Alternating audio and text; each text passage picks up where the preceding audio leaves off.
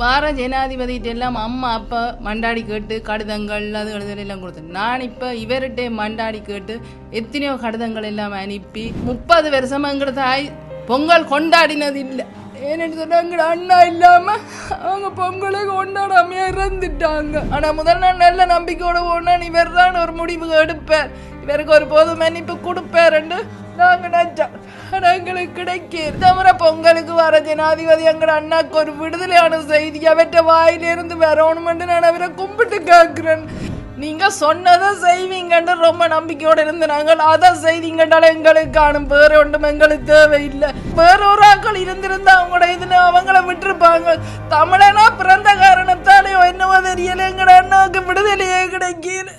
30 வருஷமாக ஏமாற்றப்பட்டு கொண்டிருக்கிற எனது சகோதரன் விடுதலையாவார் என்ற எண்ணி எனது தாய் தந்தை எல்லாரும் இறந்த சூழ்நிலையிலையும் நான் இப்போ எத்தனை அம்மா இறந்து 3 வருஷமாக கேட்டுக்கொண்டிருக்கிறேன். நானும் அண்ணாவை பொது மன்னிப்பில் விடுங்கோண்டு வார ஜனாதிபதிகிட்ட எல்லாம் அம்மா அப்பா மண்டாடி கேட்டு கடிதங்கள் அது எல்லாம் கொடுத்தேன். நான் இப்போ இவர்கிட்ட மண்டாடி கேட்டு எத்தனையோ கடிதங்கள் எல்லாம் அனுப்பி இவருக்கு ஒரு பொது மன்னிப்பு கொடுங்கோ. 30 வருஷம் இவர் இந்த 31ஆம் தேதி வந்தால் 30 வருஷம் முடிஞ்சு 31வது வருஷம் தொடங்குது.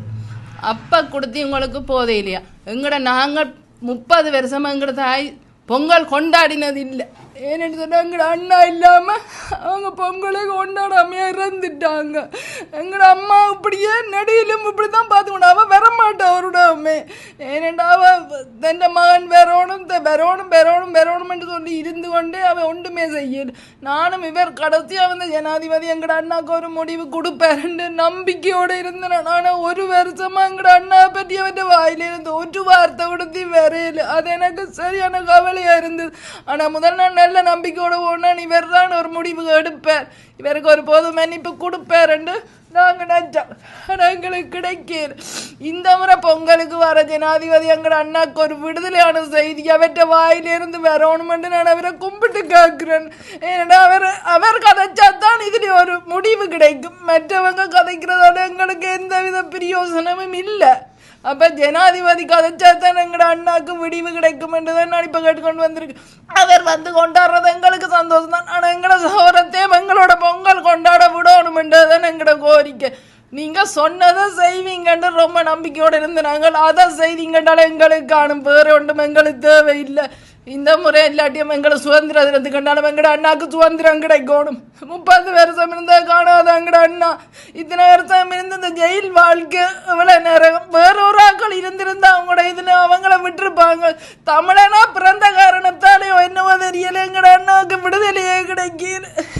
இந்த ஜனாதிபதியை நான் கும்பிட்டு கேட்கிறேன், எங்கட அண்ணாக்கும் சுதந்திரத்தை கொடுங்கோ, அவரே எங்களோட வாழ விடுங்கோன்றதுதான் நாங்கள் எங்கட கோரிக்கை. ஜனாதிபதி இதை கருத்தில் எடுத்து எங்கட பொது மன்னிப்பு வழங்கணும் என்று கேட்டுக்கொள்கிறேன்.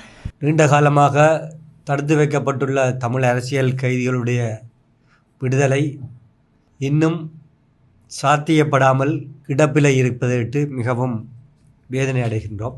30 ஆண்டுகளாக சிறையில் இருப்பவர்களுடைய அரசியல் கைதிகள் மிகுதி இன்னும் 10 பேர் இருக்கிறார்கள்.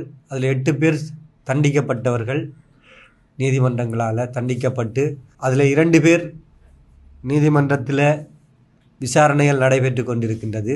அந்த அடிப்படையில் அரசியல் கைதிகளுடைய விடுதலைக்காக அவருடைய குடும்பங்கள் உறவுகள் தொடர்ச்சியாக ஒவ்வொரு அரசுகளும் மாறும் பொழுதும் எங்களுடைய கோரிக்கைகளை தொடர்ந்தும் முன்வைத்து கொண்டு வருகின்றோம். அதேபோல் இந்த அரசு நடப்பு அரசும் தன் ஆட்சி காலத்துக்கு முன் தேர்தல் கால பகுதியில் நமது தமிழ் மக்கள் பிரதேசங்களுக்கு வருகை தந்த பொழுது தேர்தல் பிரச்சார மேடைகளில் அரசியல் கைதிகள் விடுவிக்கப்படும் என்ற செய்திகளை சொல்லி வாக்குகளை சூறையாடி இருந்தார்கள். ஆனால் இன்று 1 ஆண்டுகள் கடந்துள்ள நிலையிலையும் ஒரு தமிழ் அரசியல் கைதி கூட இந்த அரசால் இன்னும் விடுவிக்கப்படாமல் இருக்கிறது எங்களுக்கு மிகுந்த ஏமாற்றம் அளிச்சிருக்கிறது. அதே போல் யாழ்ப்பாணத்துக்கு வருகை தர இருக்கின்ற ஜனாதிபதி அவர்கள் பொங்கல் கொண்டாட்டத்துக்கு வருகை தர இருக்கின்றார்.